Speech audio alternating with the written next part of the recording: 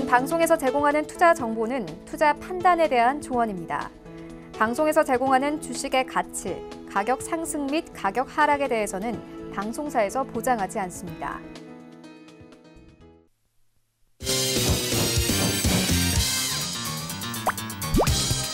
네, 오늘의 주요 헤드라인 소식입니다.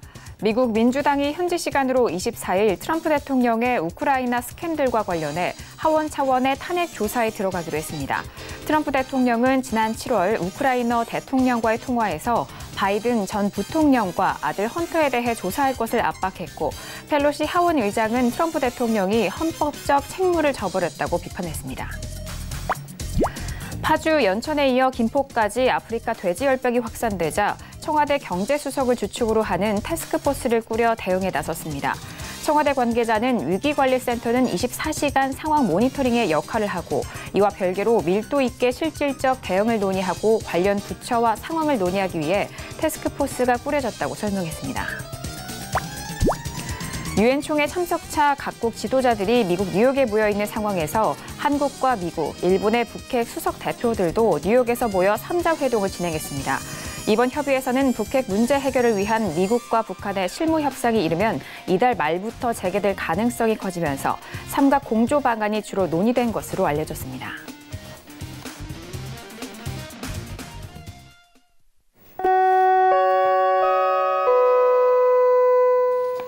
네, 안녕하세요. 평택전문 정석투자 김은혜입니다.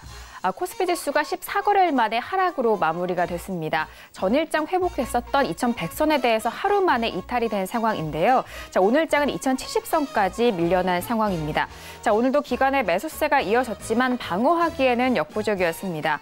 한편 간밤 뉴욕 증시에서는 트럼프 대통령의 탄핵 가능성이 대두되면서 이 불확실성이 확산이 되며 하락으로 마무리가 됐는데요. 이런 분위기 속에서 우리 시장에 대한 외국인의 수급도 계속해서 이틀이 되고 있는 상황입니다. 특히나 오늘 시장에서는 대형주들의 약세 흐름 속에서 지수 하락을 견인한 상황인데요. 한편 코스닥 시장에서도 헬릭 스미스가 연속 하한가를 기록하면서 시총 상위 종목들의 약세 속에서 2% 넘는 하락으로 620선까지 밀린 상황입니다.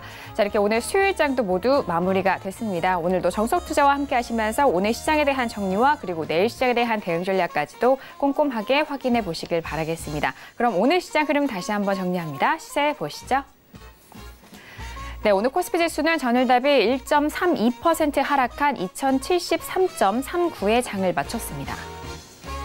수급상 확인하시죠. 개인과 기관의 동반 순매수, 반면 외국인 홀로 순매도 이어갑니다.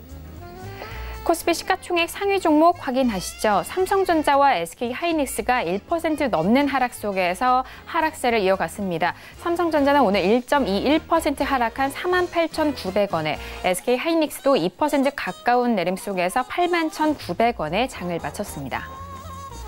계속해서 코스피 시가총액 상위 종목 확인하시죠. 현대모비스도 오늘 2% 가까운 조정 속에서 25만 5천 원의 장을 마쳤고요. 셀트론도 역시나 1%대 하락 속에서 16만 6,500원의 장을 마쳤습니다.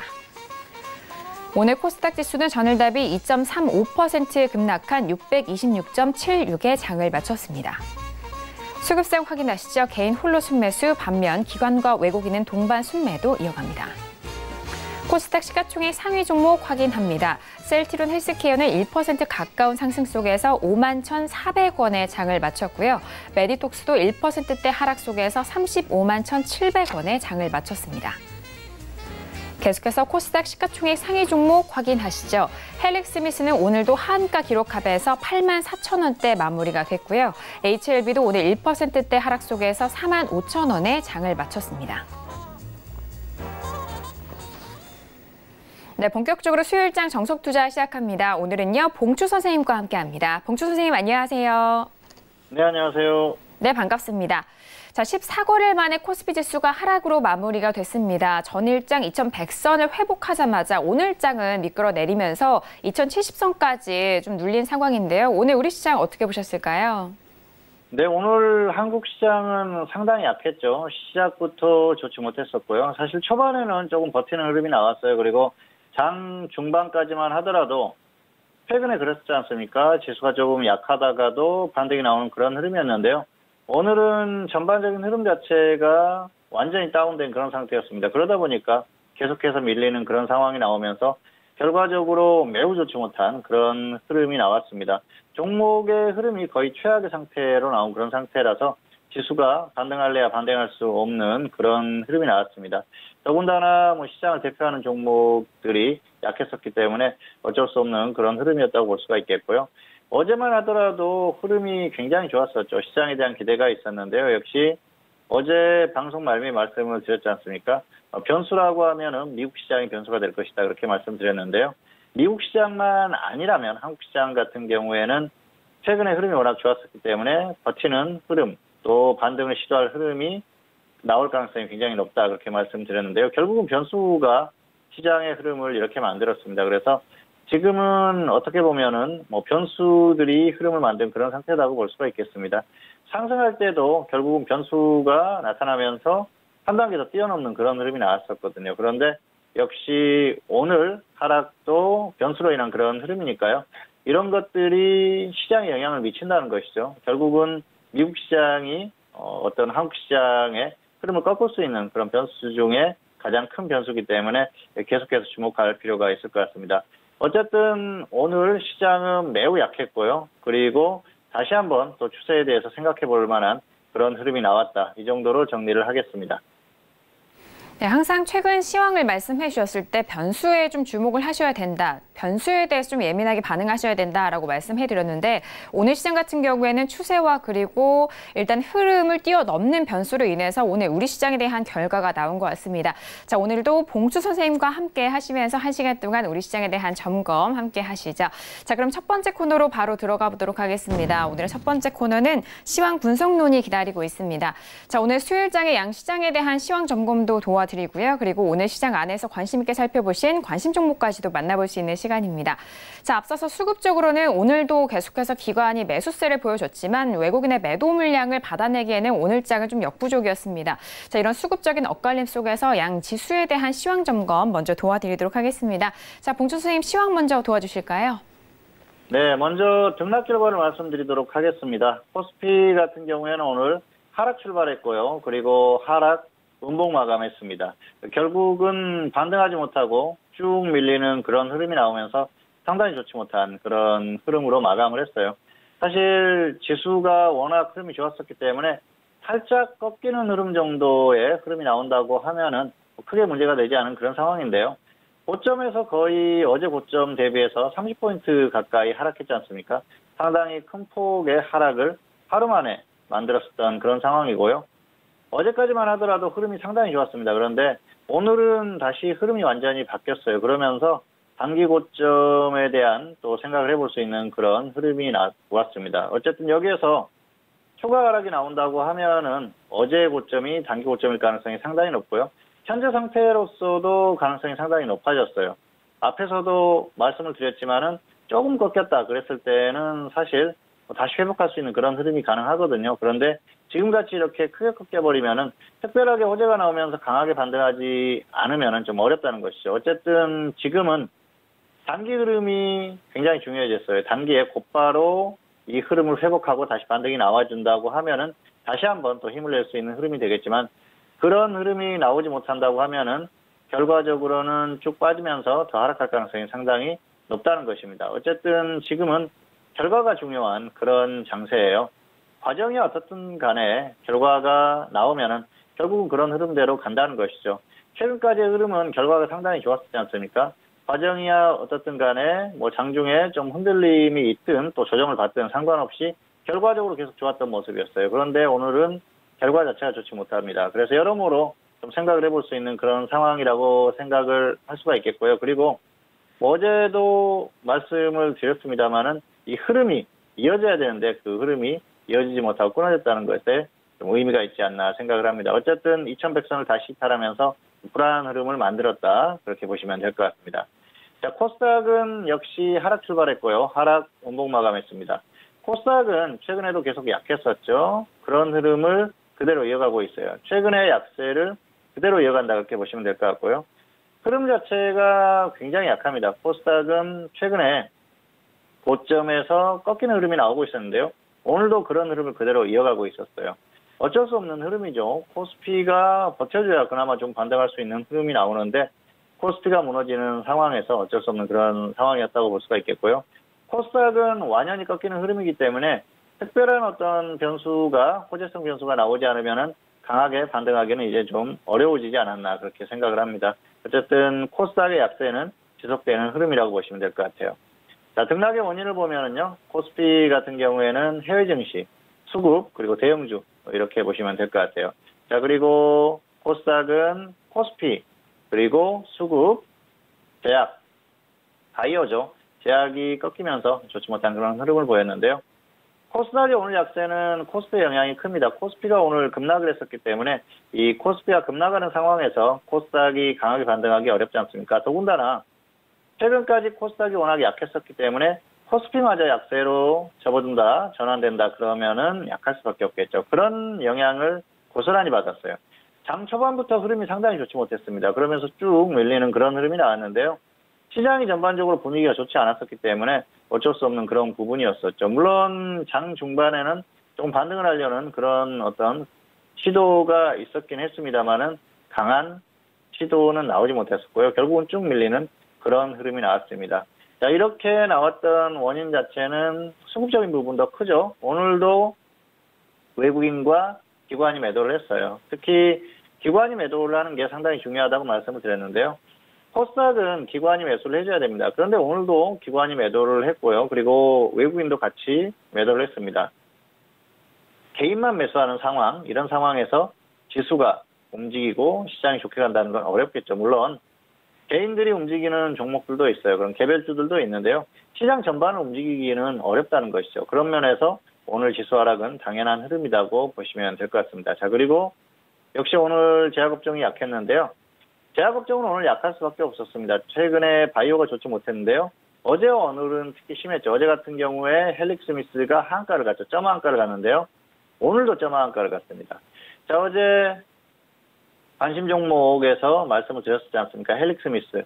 장이 끝나고 나서 임상이 실패했다는 결과를 발표를 했어요. 장중에도 충분히 발표할 수 있는 상황이었는데 장이 끝나고 나서 발표를 했다는 것이죠. 투자자들로서는 어떤 대응도 하기가 힘든 그런 상황이었습니다. 물론 오늘 헬릭스미스가 거래량이 좀 많이 발생을 했기 때문에 장중에 매도할 수 있는 그런 기회는 있었습니다. 그런데 대부분 투자자들이 이렇게 점한가 가는 상황이면은 매도를 안 해요. 그냥 들고 있습니다. 그러다 보니까 피해가 더 커질 수밖에 없는 흐름이고요.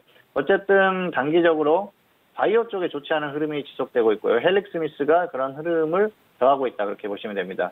자, 오늘은 시가총액 3위로 내려앉았어요. 어제는 3위였는데 오늘은 4위로 내려앉았습니다. 그래서 한 계단씩 계속 내려오고 있는데요.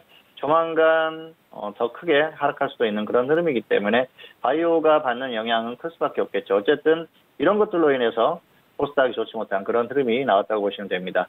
자, 그리고 코스피는 역시 해외 증시가 문제라고 볼 수가 있겠는데요. 어제 미국 시장이 하락했지 않습니까? 미국 시장이 하락하면서 한국 시장도 좋지 못한 그런 흐름으로 전환이 됐습니다. 미국이 조금 조정받는 것 정도는 괜찮습니다. 그런데 낙폭이 의외로 컸어요. 그리고 한국도 야간 선물이 생각보다 크게 하락하면서 역시 시장에 영향을 미치는 그런 흐름이었습니다. 그래서 미국 시장의 결과가 상당히 중요했고요. 장 초반에 최근의 흐름을 보면은 미국 선물이 굉장히 강했었지 않습니까? 그런데 오늘은 그렇게 강하지 않았습니다. 그리고 장중에도 계속해서 쭉 밀리는 흐름이 나오면서 결국은 지수가 회복하지 못하는 어떤 흐름을 만든 원인이 아닌가 생각을 합니다. 전반적으로 해외 증시가 오늘 상당히 중요했었던 그런 흐름이고요. 수급적으로 보면은 오늘 외국인들이 선물 쪽에서도 매수를 했죠. 최근의 흐름을 보면은 외국인들이 선물 매수를 하고 또 기관이 매수를 해주면은 반등이 나오는 경우가 많았습니다. 그런데 오늘은 약했어요. 코스피에서 외국인들 매도가 강했죠. 외국인들이 기관이 매수한 거에 비해서 2배 이상 매도를 했기 때문에 어쩔 수 없는 그런 흐름이었다고 봅니다. 전반적으로 대형주들이 약할 수밖에 없는 그런 흐름이 나오면서 결과적으로는 약했고요. 그리고 그런 흐름을 따라서 대형주가 약한 흐름을 보였습니다. 대형주들 오늘 흐름 보면 상당히 약했지 않습니까? 장중의 흐름을 보면은 삼성전자가 장중에는 버티는 흐름이 나왔거든요. 물론 2시 반 이후에 급격히 더 빠지는 흐름이 나왔지만 그 전까지는 버티는 흐름이 나왔는데도 불구하고 다른 대형주들이 워낙 약하다 보니까 대형주 지수가 약한 흐름이었어요. 그래서 삼성전자를 제외한 다른 종목들의 흐름이 그만큼 약했다고 보시면 됩니다. 어쨌든 이런 분위기 속에서 시장이 계속해서 하락하는 그런 모습을 보였어요. 자, 특이 사항이라고 보면은 코스피 같은 경우에는 전반적으로 지수와 함께 약한 그런 흐름들을 보였고요. 코스닥은 역시 특정 테마주가 움직이는 그런 흐름이었습니다. 아프리카 돼지열병 관련주들 일부 종목들이 강한 흐름을 보였는데요.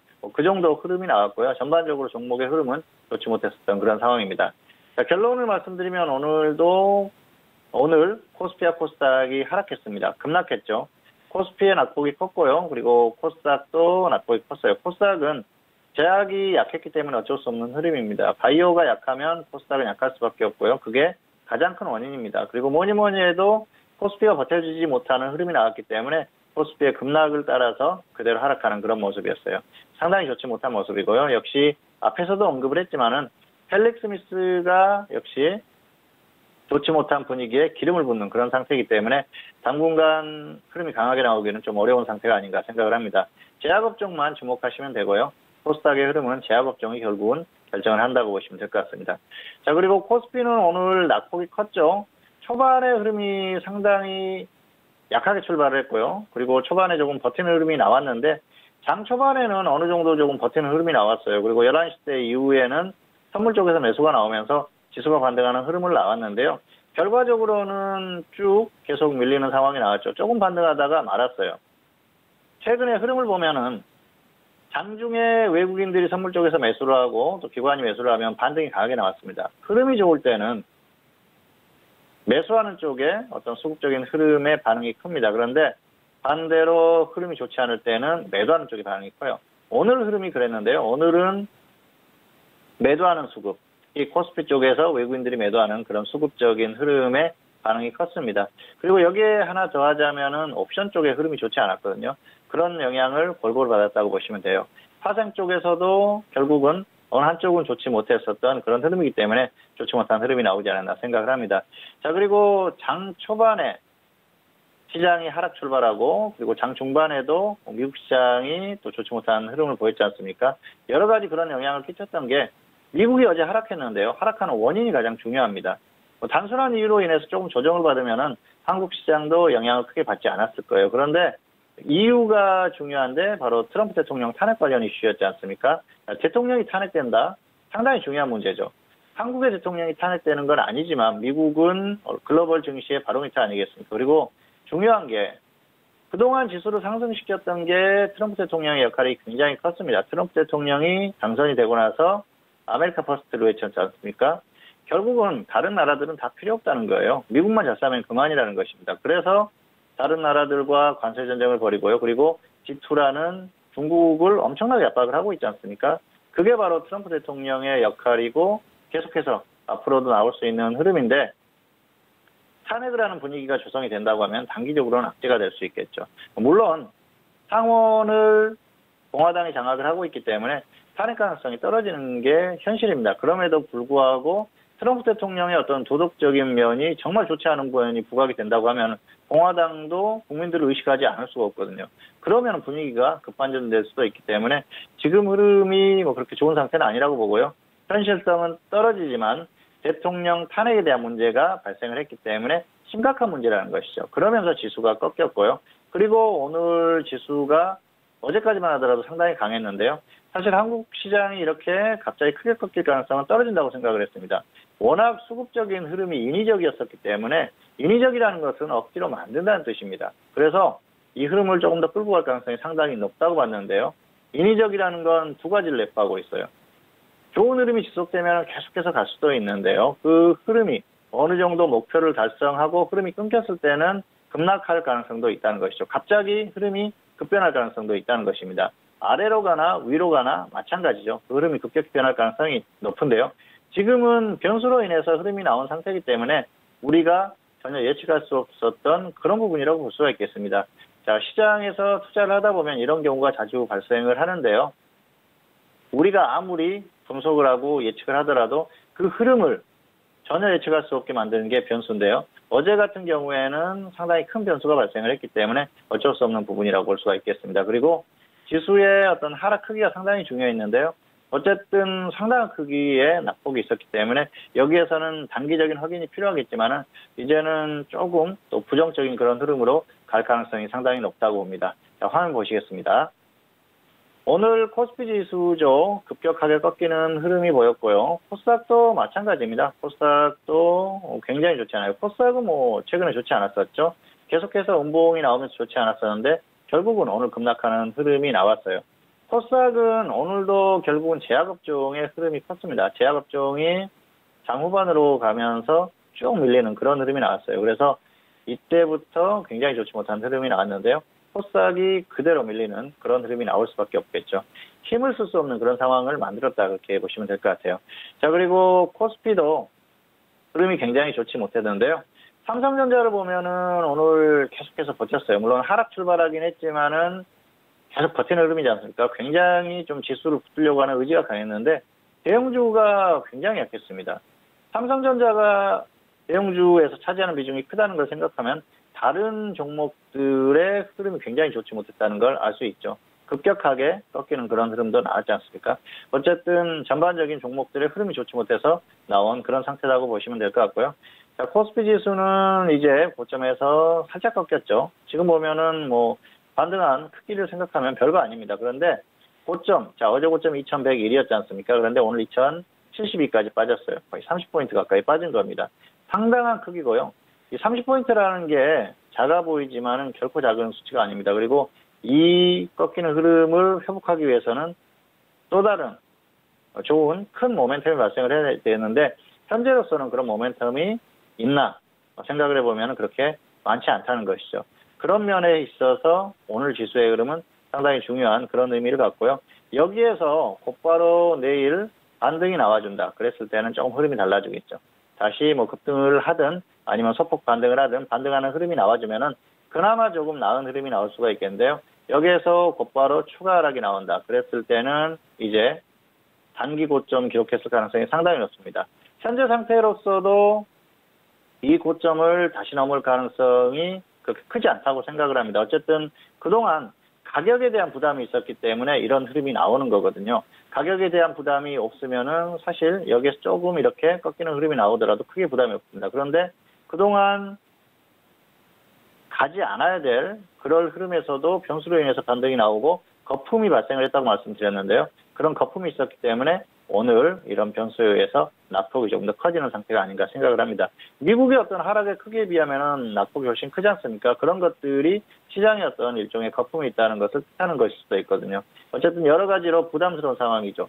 가격에 대한 부담이 있고요. 그리고 미국 시장에 대한 부담이 있습니다. 거기다가 최근에 어떤 수급적인 흐름, 외국인들의 선물 매수, 선물에 매수하는 그 수량, 가격 이런 것들에 대한 한계가 있고요. 그리고 또 코스피에서 계속 외국인들이 매도를 하는 흐름이지 않습니까? 그동안 연기금이 엄청나게 매수를 했지만은 이 흐름이 계속 이어진다고 하면은 버틸 수는 있겠죠. 그런데 그 흐름이 끊기게 되면 오늘처럼 이렇게 급락하는 흐름이 나올 수 있는 것이죠. 어쨌든 이 흐름이 단기에 다시 회복하고 반등이 나와주는지 아니면은 꺾이는지 여부가 상당히 중요해졌다고 볼 수 있기 때문에 내일 그리고 금요일 정도까지의 흐름이 굉장히 중요한 부분이 아닌가 생각을 합니다. 단기적으로 곧바로 반등이 나오는지가 관건이고요. 그렇지 못했을 경우에는 추가로 하락하면서 다시 추세적인 흐름을 따라갈 가능성이 높기 때문에 일단은 단기 흐름에 주목하면서 적절한 대응을 하시기를 바라겠습니다. 자, 시황은 이 정도로 설명을 마치도록 하겠습니다. 네, 먼저 양 시장에 대한 시황 점검 도와드렸습니다. 다시 한번 정리해드리면요. 코스피 지수는 오늘 하락 출발한 이후에 하락 음봉 마감이 됐습니다. 어제장과 오늘장 하루 만에 바뀐 흐름으로 보여졌고요. 그리고 코스닥 지수는 역시 하락 출발한 이후 하락 음봉 마감이 됐고 최근에 코스피 대비해서는 약세 흐름이 이어졌었던 이 상황을 계속해서 이어가고 있습니다. 특이사항 다시 한번 보시면요. 코스피 시장에서는 대형주의 영향이 오늘 결과가 가장 크게 좀 적용이 된 상황입니다. 더불어서 전반적으로 하락 분위기가 좀 적용이 되면서 오늘 1%대 하락을 이어갔고요.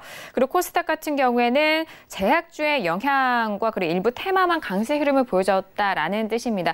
일단 뭐 헤일릭 스미스가 전일장에서 오늘장도 하한가를 기록했고 전반적인 제약바이오주들의 약세 흐름을 이끌었기 때문에 앞으로의 흐름도 단기 흐름에 있어서 이 제약주에 중점을 두시고 보셔라라는 말씀까지 정리해봤습니다. 자, 그렇다면 오늘 수요일장 안에서 관심 있게 살펴보신 관심 종목도 만나볼 텐데요. 오늘도 두 가지 종목입니다. 삼성화재와 동지 세미캠을 꼽아 주셨는데요. 오늘 삼성화재 같은 경우에는 2%대 상승 속에서 23만 5천 원의 장을 마쳤고요. 동지 세미캠도 오늘 3% 넘는 상승 속에서 16,750원의 장을 마친 상황입니다. 두 가지 관심 종목에 대해서도 구체적인 설명 들어보도록 하겠습니다. 네, 먼저 삼성화재입니다. 삼성화재 같은 경우에는 보유자는 홀딩 후에 매도하시기 바라겠고요. 미보유자는 관망하시기 바랍니다. 그리고 동진세미캠은 보유자는 역시 홀딩 후에 매도, 미보유자는 조정 시에 접근하시기 바랍니다. 삼성화재 같은 경우에는 오늘 흐름이 강하게 나왔죠. 두 종목 다 강하게 나왔는데요. 시장이 굉장히 좋지 못한 상황에서도 삼성화재 같은 우량주가 이렇게 반등이 나왔다는 게 의미가 있다고 볼 수가 있겠습니다. 어쨌든 단기적으로 반등이 나오는 그런 흐름이에요. 그래서 단기 반등 정도의 흐름을 이용한 대응 정도면 충분하고요. 보유하신 분은 이제 바닥에서 탈출해서 반등하는 흐름이 나오지 않습니까? 특히 지수가 오늘 꺾이는 흐름이 나왔는데도 불구하고 반등이 나왔기 때문에 단기적으로는 조금 더 반등 가능성은 있다고 생각을 합니다. 다만 너무 큰 기대는 하지 않는 게 좋을 것 같아요. 이 종목은 그동안 보험주들이 조금 움직이는 흐름이 나왔지 않습니까? 그때 전혀 움직임이 없었어요. 그래서 어떤 그 업종의 흐름과 비연동하는 흐름이 나오고 있고요. 그리고 지수가 좋지 못했을 때도 움직이지 못하는 그런 상황이었었죠. 이런 상태이기 때문에 반등이 나온다고 해서 크게 갈 것 같지는 않고요. 뭔가 엄청난 모멘텀이 발생을 하면은 크게 갈 수도 있겠지만 지금 그런 상황은 아니에요. 단지 단기적으로 지수가 반등했었고요. 그리고 또 보험주들이 조금 움직이는 흐름이 나왔어요. 최근에 보험주들이 조금 흐름이 괜찮았지 않습니까? 낙폭이 워낙 컸었기 때문에 움직이는 흐름이 나오고 있어요. 사실 보험주들은 흐름을 보면 좀 억울한 흐름이 나오고 있어요. 보험업계가 굉장히 금융당국으로부터 큰 압박을 받았지 않습니까? 여러 가지로 압박을 받았어요. 특히 이 화재주들, 삼성화재나 하나손해보험 이런 종목들은 좋지 못했었죠. 어쨌든 여러 가지 그런 상황들이 이 주가의 흐름을 만든 그런 상태고요. 그리고 또 금리 인하 부분도 금융주들에겐 좋지 못한 흐름이기 때문에 장기적으로 봤을 때는 특별히 좋을 만한 그런 상황은 아닙니다. 금리가 인상되고 현금을 보유한 이런 기업들이 어떤 이자 수익이라든지 이런 것들이 늘어날 수 있는 분위기가 형성이 돼야 되는데요. 지금 같은 경우에는 그런 상태가 전혀 아니라는 것이죠. 따라서 중기적인 어떤 흐름, 추세적인 흐름에 있어서 좋을 만한 상태는 아니라는 것입니다. 그런 것들을 감안하면 특별히 좋을 만한 상황은 아니고요. 특히 삼성그룹 같은 경우에는 최근에 삼성물산의 어떤 검찰 수사나 이런 뉴스들로 인해서 좋지 못한 상황을 맞이했지 않습니까? 이런 여러 가지들이 주가의 흐름을 결국 복합적으로 만드는 상태이기 때문에 좋은 상태는 아니다 그렇게 보고 있습니다. 자, 그래서 보유하신 분은 조금 더 홀딩 하더라도 없는 분들은 무리해서 접근할 필요가 없다는 것이죠. 화면 보시겠습니다. 삼성화재 주가의 흐름인데요. 최근까지 계속 바닥에서 움직였어요. 지금도 바닥입니다. 오늘 좀 반등이 나왔지만은 특별히 바닥을 벗어나는 흐름은 아니에요. 그래서 지금 어쨌든 가지고 계신 분은 매수가에서 거의 비슷하거나 아니면 손실을 보고 있을 거예요. 반등이 조금 나오는 상태이기 때문에 조금 더 위에서 매도를 하자는 것이죠. 좀 가지면 좋고요. 그렇지 않고 꺾이면은 저점 이탈하면 손절을 해야겠죠. 아무래도 지수가 다시 꺾이면서 하락할 가능성이 상당히 높기 때문에 그렇다는 것입니다. 흐름 자체를 보면은 역시 추세가 거의 끝나는 흐름이에요. 중기 추세가 고점 이후에 쭉 빠지고 있지 않습니까? 지수가 최근에 반등할 때도 힘을 쓰지 못하는 모습, 그리고 지수가 또 좋지 못했던 상황에서 같이 빠지는 모습, 그런 모습이기 때문에 지수와 연동하지 않는 그런 상태라는 것이죠. 그리고 없는 분들이 지금 들어가기에는 애매하죠. 왜냐하면은 자 보십시오. 코스피 지수가 최근까지 반등이 나왔었죠. 강하게 반등이 나왔어요. 그리고 보험업종이 어떻습니까? 반등이 나왔는데도 불구하고 삼성화재 같은 경우에는 반등이 없었어요. 지금은 늦었다는 것이죠. 왜냐하면은 지수가 반등이 나올 때 갔다가 그 상황에서 조정을 받는다고 하면 접근할 수가 있어요. 그런데 여기에서 혹시라도 조정을 받는다고 하면은 지수가 지금 다시 가주면 좋은데 그렇지 못했을 경우에는 지수가 꺾이는데 종목이 꺾이면서 약한 종목이 더 약할 가능성이 높거든요. 그런 면을 봤을 때는 여기에서 굳이 무리해서 접근할 필요가 없다는 것입니다. 어쨌든 그렇기 때문에 없는 분들은 무리해서 접근할 필요가 없고요. 그리고 있는 분들은 조금 더 홀딩 후에 대응을 하시기를 바라겠습니다. 두 번째 종목은 동진세미캠입니다. 동진세미캠도 역시 보유자는 홀딩 후에 매도하시기 바라고요. 미보유자는 조정 시에 접근하시기 바랍니다. 조정만 확실히 받아주면 충분히 접근 가능한데요. 어설프게 조정을 받았을 때 접근하기보다는 확실한 조정을 받았을 때 접근을 하시는 게 낫다는 것이죠. 동진세미캠은 일본의 수출 규제 관련 테마주지 않습니까? 그래서 어떤 소재주들이 움직일 때 가장 강하게 움직였던 종목이고요. 최근의 움직임도 가장 강한 쪽에 속한다 그렇게 볼 수가 있겠습니다. 정고점, 고점을 넘어서려고 하는 그런 흐름이지 않습니까? 그래서 이렇게 흐름이 나올 때는 보이지 않는 조금 더 홀딩을 해도 된다는 것이죠. 최근의 종목들의 특징이 강한 종목은 계속 가요. 안 가는 종목은 굉장히 오랫동안 안 갑니다. 그런 특성이 있고요. 약한 종목은 또 계속 밀리는 흐름이 있기 때문에 그런 종목들을 접근하기는 부담스러운 것이죠. 다만 강한 종목들은 조금 더 움직이는 그런 경향이 있어요. 그래서 이 종목도 지금 흐름이 좋지 않습니까? 단기적으로 움직임이 나오고 있기 때문에 여기에서 던지기는 아쉽다는 것이죠. 조금 더 홀딩해서 고점을 넘어가는 그런 흐름이 나올 수 있기 때문에 더 가지고 가자는 것입니다. 그리고 일본하고 어떤 분위기가 갑자기 엄청나게 좋아지거나 하는 흐름이 나온다고 하면은 이런 종목들도 다시 조정을 받고 하락하겠지만은 그럴 가능성이 떨어져요. 최근에 뉴스나 이런데 또 일부 뉴스들을 보면은 일본이 거의 초토화됐다. 한국 갈 그럴 분위기다 그렇게 얘기를 하는데요. 사실 일본은 한국인들이 좀 관광객들이 가지 않고 그런 것도 크게 신경 쓰지 않습니다. 워낙 잘 사는 나라고요. 충분히 그런 것들을 또 국가에서 보충해 줄 수 있는 그런 상황이기 때문에 버티겠죠. 그리고 일본이 이런 상황을 분명히 생각을 했을 거예요. 그래서 모든 시나리오를 감안을 했을 것이기 때문에 최대한 버틸 가능성이 높습니다. 단기에 그리고 곧바로 예를 들어서 큰 손실을 본다. 우리가 너무 손해인 것 같다. 그래서 잘해보자 이렇게 나오기도 힘든 게 일본의 어떤 그런 속성이나 그런 것들이거든요. 여러 가지 상황을 봤을 때는 쉽게 해결되기 어려운 부분이기 때문에 당분간 일본 제품 구매 운동이라든지 또 수출 규제라든지 이런 것들이 지속될 가능성이 상당히 높죠. 해소되기가 어렵습니다. 그런 부분을 감안을 하면은 역시 이런 종목들은 계속해서 움직일 가능성이 높고요. 지금 안 움직이는 종목들도 결국 이슈나 이런 것들이 발생을 하면은 한 번 정도는 또 다시 움직일 가능성이 높습니다. 어쨌든 흐름이 좋습니다. 그래서 보유하신 분들은 그냥 조금 더 홀딩 하시는 게 맞을 것 같고요. 갑자기 많이 꺾인다 그랬을 땐 정리 후에 다시 한번 접근하는 게 맞겠죠. 자, 그리고 없는 분들은 확실하게 조정을 받으면 접근하십시오. 어설프게 접근하기보다는 제대로 조정을 받았을 때 그때 접근하는 게 맞습니다. 괜히 조금 조정받았는데 접근했다가 더 밀리면은 억울하지 않습니까? 그리고 여기에서 61선 이탈하면은 120선 이하까지 내려올 가능성이 커요. 그때는 대응하기도 어렵고 그렇기 때문에 확실하게 밀리면 접근하시고요. 아니면은 다른 종목들 조정을 확실히 받은 종목들 그런 종목으로 접근하시기를 바라겠습니다. 어쨌든 흐름에 맞춰서 잘 대응하시기를 바라겠다는 말씀을 드리면서 설명을 마치겠습니다. 네, 오늘장 관심 종목이었습니다. 첫 번째 관심 종목은 삼성화재였습니다. 오늘 2%대 상승으로 마무리가 된 상황이고요. 보유자는 조금 더 홀딩한 이후에 매도에 대한 의견, 그리고 미보유자는 현재 구간에서 관망에 대한 의견 드렸습니다. 자, 그리고 두 번째 관심 종목은 동진세미캠이었습니다. 일본의 수출 규제 이후에 계속해서 좀 관심을 받고 있고, 그리고 계속해서 탄력을 받고 있었던 종목인데요.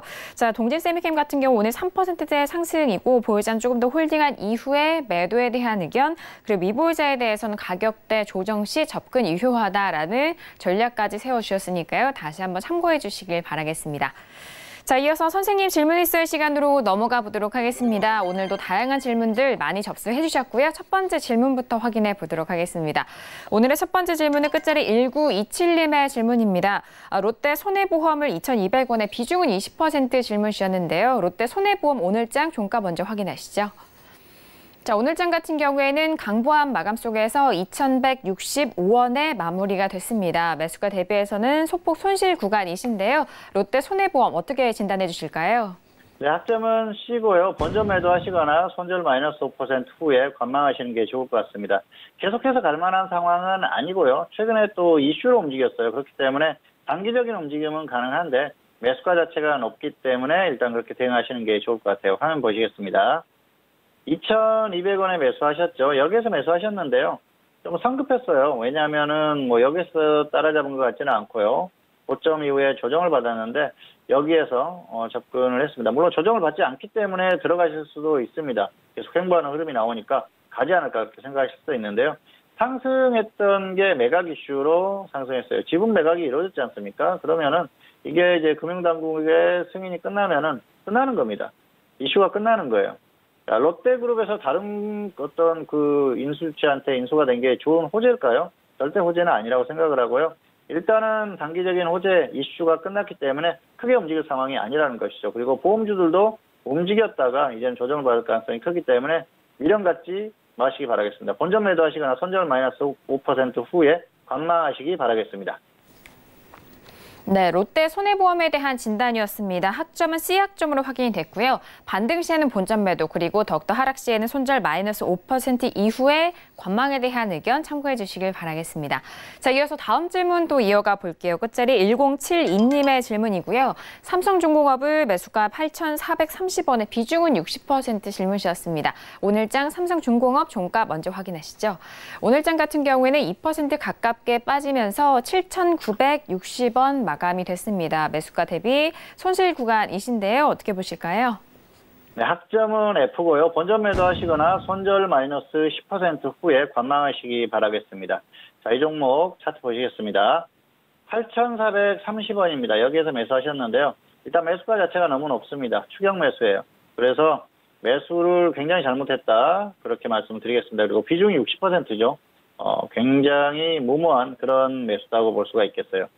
고점에서 추격 매수했어요. 단기적으로 저점에서 30% 넘게 상승했는데 고점에서 매수하면서 60%나 들어갔다. 위험한 매수죠. 이게 계속 간다고 하면 좋습니다. 물론 최근에 흐름이 좋았어요. 반등, 이슈로 반등했었죠. 실적, 그리고 조선이 또 수주 1위 달성. 이런 것들 여러 가지 이슈로 움직이니까 계속 갈 거라고 생각을 하고 간 것 같습니다. 그런데 자, 이전의 흐름을 보십시오. 상반기에도 수주 1위 달성했었고요. 실적 좋아진다는 이슈 있었습니다. 그런데 지수 밀리니까 결국 어떻게 됐습니까? 이렇게 쭉 밀렸어요. 지수가 반등하니까 나왔던 반등이고요. 지수는 반등할 만큼 반등했어요. 그런데 고점에서 추격 매수했다는 것은 무모한 매수입니다. 어쨌든 지수가 꺾이든 이제는 더 가든 주가의 호재라든지 이런 것들이 전반적으로 다 반영이 됐기 때문에 더 크게 가기는 어렵다는 것이죠. 어쨌든 매수 자체가 잘못됐기 때문에 일단은 본전 매도하시거나 손절 마이너스 10% 후에 관망하시는 게 좋을 것 같습니다. 네, 삼성중공업에 대한 진단이었습니다. 학점은 F학점으로 확인됐고요. 본전 매도에 대한 부분 또는 손절은 마이너스 10% 이후에 관망에 대한 의견 참고해 주시길 바라겠습니다. 자, 이어서 다음 질문도 이어가 볼게요. 끝자리 9863님의 질문이고요. 아난티를 13,600원에 비중은 20% 질문 주셨습니다. 오늘장 아난티 종가 먼저 확인하시죠. 자, 오늘장 아난티 같은 경우에는 7% 넘게 급락하면서 13,900원 마무리가 됐습니다. 그래도 지금 매수가 대비해서 소폭 수익을 보고 계신 상황인데 급락이 큽니다. 아난티 어떻게 보실까요? 네, 학점은 C고요. 본전 매도하시거나 손절 수익 플러스 20% 이렇게 보시기 바랍니다. 상승하면 20% 정도까지 끌고 가보시고요. 밀리면은 본전에 매도하세요. 그리고 더 밀렸을 때 아래에서 다시 접근을 하세요. 대북 이슈로 움직이는 종목 아닙니까? 대북 테마의 대표적인 종목인데 매수가가 정말 낮다. 그러면은 사실 조금 악재가 발생을 해도 본전에 매도를 할 수가 있어요. 그런데 혹시라도 좋지 않은 상황이 발생을 하면은 급락하면은 손실이 커질 수 있거든요. 그런 면에서 일단은 본전 매도 후에 재매수하시거나 아니면 상승했을 때는 수익 실현하시는 게 좋을 것 같아요. 화면 보시겠습니다. 13,600원에 매수하셨죠. 여기에서 매수하신 거예요. 매수가가 애매하죠. 이미 저점에서 반등이 한번 나왔었고요. 또 저점에서 반등이 한참 나왔어요. 사실 이렇게 눌림목 줬을 때 이런 데서 매수하면 정상적인 겁니다. 그리고 이렇게 해야지 어떤 정석적인 투자라고 볼 수가 있겠는데요. 투자자들은 대부분 강한 종목에 올라타기를 좋아합니다. 그런데 강한 종목에 올라타는 것도 정도껏 해야지 이렇게 위에서 매수하면 좀 위험한 거예요. 그리고 결국은 조금 반등하다가 조정을 받았지 않습니까? 대북 이슈가 아직까지 있기 때문에 이게 단기에 그냥 쭉 밀린다고 생각을 하지는 않습니다. 이슈가 남아있는 한 어쨌든 반등을 시도할 가능성이 높고요. 또 실무자 접촉이나 뭐 이런 것들을 한다고 하지 않습니까? 그러면은 단기적으로 흐름이 조금 더 나올 수 있어요. 그래서 상승하면 20% 정도 한번 노려보자는 것이죠. 어차피 테마주기 때문에 급등할 수도 있거든요. 그래서 조금 더 가지고 가면서 수익을 노려볼 수 있고요. 그런데 반대로 하락했을 때는 매수가가 높기 때문에 일단 매도를 해야 된다는 것입니다. 본전에 매도하고 아래에서 다시 한번 접근하는 게 효율적이라는 것이죠. 어쨌든 매수가 자체가 좋지 않기 때문에 계속해서 홀딩하는 건 안 되고요. 본전 매도 후에 재매수하시거나 수익 20% 이 정도만 노리시는 게 좋을 것 같습니다. 네, 아난티에 대한 진단이었습니다. 학점은 C학점으로 확인이 됐고요. 본전 매도 또는 수익에 대해서는 20% 대응 전략 말씀해 드렸습니다. 워낙 매수가 자체가 좀 높은 가격대이기 때문에 그 비교해서 앞뒤 전략 그리고 가격 목표가적인 부분까지도 참고해 주시길 바라겠습니다. 자, 지금 시각은 10시 34분 지나가고 있고요. 오늘 수요일장에 뉴욕 증시가 개장이 된 지 이제 4분 정도의 시간이 지난 상황입니다. 자, 오늘 수요일장은 3대 지수 모두 상승 출발이 된 상황입니다. 하지만 다우지수를 제외하고 S&P 500과 나스닥 같은 경우에는 거의 보합권 속에서 좀 움직였기 때문에 하락과 상승을 좀 전환이 된 채 계속적으로 움직이고 있는 상황인데요. 일단 속보 내용을 살펴보시면은 가장 크게 당연히 탄핵에 대한 이야기가 들려오고 있습니다. 탄핵 공포에도 불구하고 오늘은 주가는 소폭 상승 출발이 됐다라는 소식이고요. 특히나 나이키 주가가 좀 강세 흐름을 보이면서 지수 상승을 견인하고 있다라는 소식입니다. 자, 일단 앞서서 오늘 헤드라인 뉴스를 통해서도 이 탄핵에 대한 구체적인 이야기를 말씀을 드렸는데 대통령이 좀 책임을 져야 하고 아무도 법 위에 있지 않다라고 펠로시가 좀 발언을 이어간 가운데 오늘 아침 같은 경우엔 트럼프 대통령이 트윗을 또 트윗을 통해서 발언을 이어간 상황입니다. 그들은 통화 녹취록조차 본 적이 없다. 이거는 완전 마녀 사냥이다라는 그런 발언까지 이어가고 있는 상황이고요. 일단 트럼프 대통령의 이런 탄핵 이슈에 의해서 지난 상승했었던 이 주가가 소폭 좀 눌리고 있다라는 그런 분석적인 기사도 올라오고 있습니다. 더불어서 미중 무역 분쟁에 대한 부분도 낙관론이 이어갈 것이냐 아니면 여기서 다시 또 비관론 쪽으로 넘어갈 것이냐라는 그런 우려 섞인 분석까지 올라오면서 오늘은 보합 수준에서의 상승 출발이 됐다라는 점까지 확인해 주시길 바라겠습니다. 자, 이어서 다음 질문도 이어가 보도록 할게요. 끝자리 4627님의 질문이고요. 아비코전자를 54,200원에 비중은 20% 질문 주셨습니다. 오늘장 아비코전자 종가 먼저 확인하시죠. 자, 오늘장 같은 경우에는 2% 넘게 하락했고요. 4,820원에 마무리가 된 상황입니다. 아비코전자 같은 경우에는 지금 상당 부분의 지금 손실 구간이신데 보내주신 질문이 54,200원입니다. 다시 한번 좀 확인을 해야 될 것 같아요. 어떻게 보실까요? 네, 학점은 D고요. 본전 매도하시거나 손절 마이너스 20% 하시기 바라겠습니다. 매수도 별로고요. 그리고 대응도 좋지 못했어요. 화면 보시겠습니다. 5,420원으로 보이는데요. 지금 5만 원대 가격이 아니기 때문에 여기에서 매수를 하신 거예요. 추격 매수하신 겁니다. 일본 제품 수출 관련, 규제 관련주로 움직였던 종목인데요. 단기 흐름이 좋으니까 따라잡았는데 밀렸어요. 그런데 따라잡을 수도 있습니다. 그런데 기준이 있어야죠. 손절 10% 해야 되는데 그걸 못하니까 계속 끌려다녔죠. 마이너스 23%까지 홀딩하셨는데요. 이 종목은 어차피 테마주로 움직입니다. 그리고 저점 찍고 반등하는 상황이기 때문에 본전까지 한번 가지고 가보든가 아니면은 정말 제대로 다시 밀렸을 때는 그때는 손절을 하자는 것이죠. 여기에서 다시 밀려서 저점 이탈하면 그때는 흐름이 끝났다고 보시는 게 맞습니다. 그때는 정리하시고요. 상승했을 때는 일단 본전 매도 후에 다시 한번 접근하시기를 바라겠습니다. 네, 아비코전자에 대한 진단이었습니다. 저희가 매수가에 대한 질문을 5,000원대로 좀 정정을 해서 저희가 진단을 해드렸기 때문에 그 부분 좀 감안하시고 확인하시고요. 학점은 D학점이고 본전 매도 혹은 손절에 대해서는 마이너스 20% 대응 전략까지도 참고해 주시길 바라겠습니다.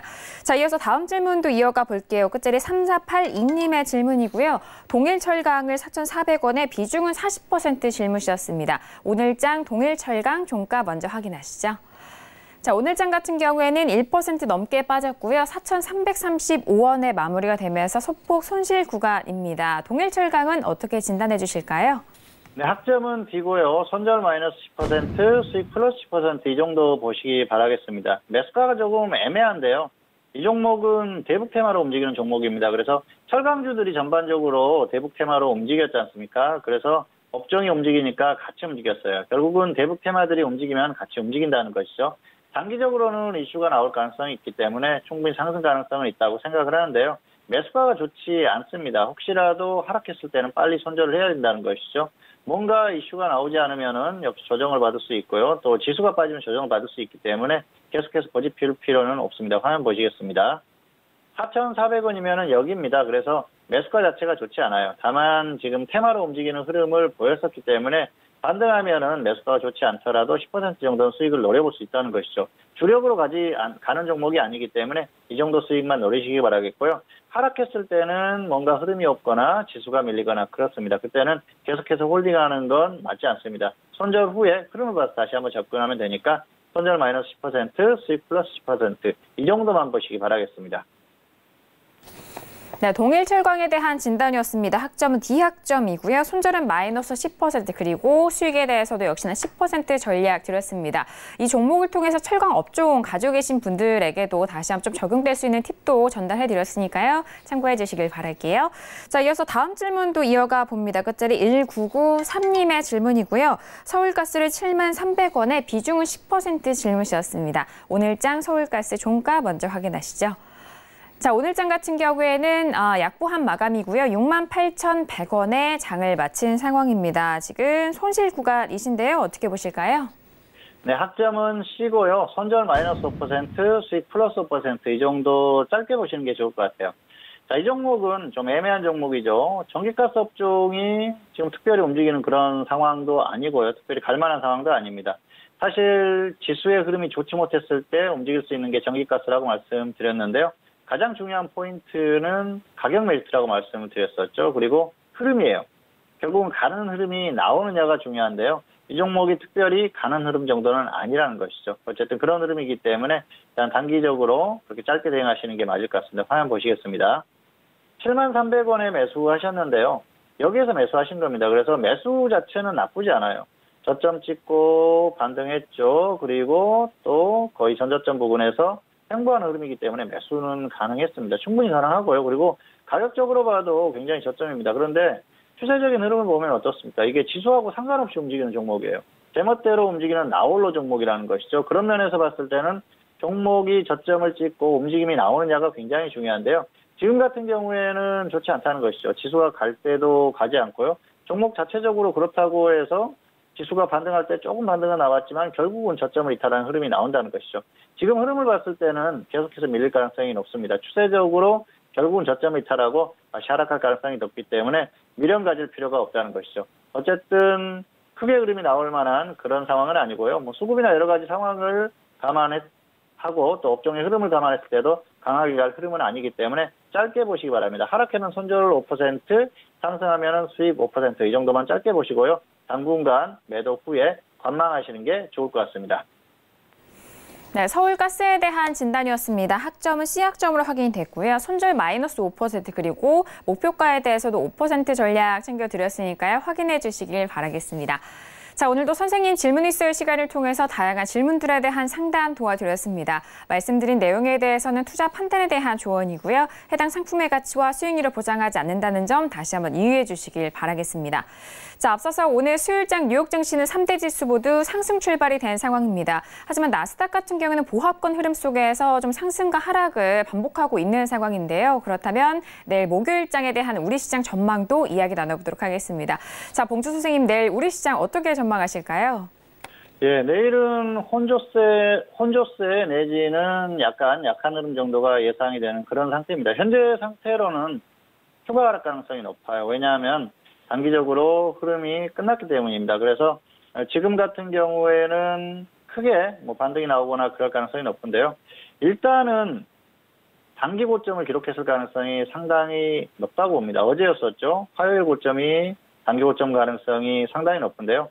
현재 상태에서 시장을 강하게 끌고 갈 만한 그런 모멘텀 자체는 없거든요. 그동안 흐름이 나왔던 게 결국은 수급에서 억지로 시장을 끌고 갔었던 그런 흐름인데 결국은 이 지수가 고점에서 심하게 꺾이는 흐름이 나오면서 단기적으로 좋지 않은 흐름이 나오는 그런 상태입니다. 그리고 오늘 흐름이 이어진다고 하면은 결국은 계속 하락할 수밖에 없어요.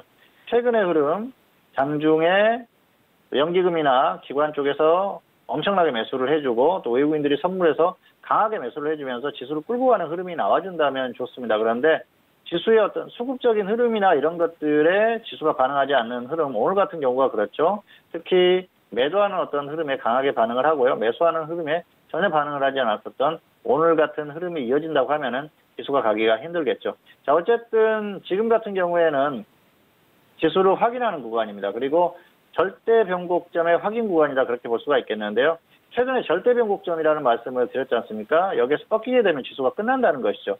오늘 1차로 그런 흐름이 나왔습니다. 그래서 이 흐름이 단기에 회복이 되는지가 관건이고요. 결국은 한국 시장이 빠른 시일 내에 다시 회복을 하고 2100선을 다시 회복을 해준다면은 결과적으로 추가적인 반등이 가능합니다. 그런데 그런 흐름이 나오지 않고 지지부진한 흐름 정도가 나와준다면은 결국은 다시 꺾이면서 하락할 가능성이 높다는 것이죠. 일단 확실하게 여기에서 완벽하게 끝났다 그런 말씀을 드리기는 어렵지만은 단기 고점을 기록했을 가능성이 크고요. 일단은 지수를 조금 더 확인하자 이렇게 말씀을 드리겠습니다. 내일 같은 경우에는 어떤 크게 상승이 나오거나 이런 흐름보다는 혼조세 가능성이 높다. 이 정도로 말씀을 드리겠습니다. 네, 곧바로 단기 반등에 대한 가능성보다는 혼조세 혹은 추가 하락에 대해서도 열고 보셔라라는 말씀까지 들어봤습니다. 자, 오늘 함께해 주신 봉주 선생님과는 여기서 인사 나누도록 하겠습니다. 오늘 말씀 감사합니다. 감사합니다. 네, 오늘 저희가 준비한 소식과 내용은 여기까지입니다. 저희 정석투자 방송은 서울경제TV 홈페이지를 통해서도 다시 확인할 수가 있으니까요. 많은 활용해 주시길 바라겠습니다. 그럼 저희는 내일 이 시간에 다시 돌아오도록 하죠. 함께해 주신 여러분, 오늘도 고맙습니다.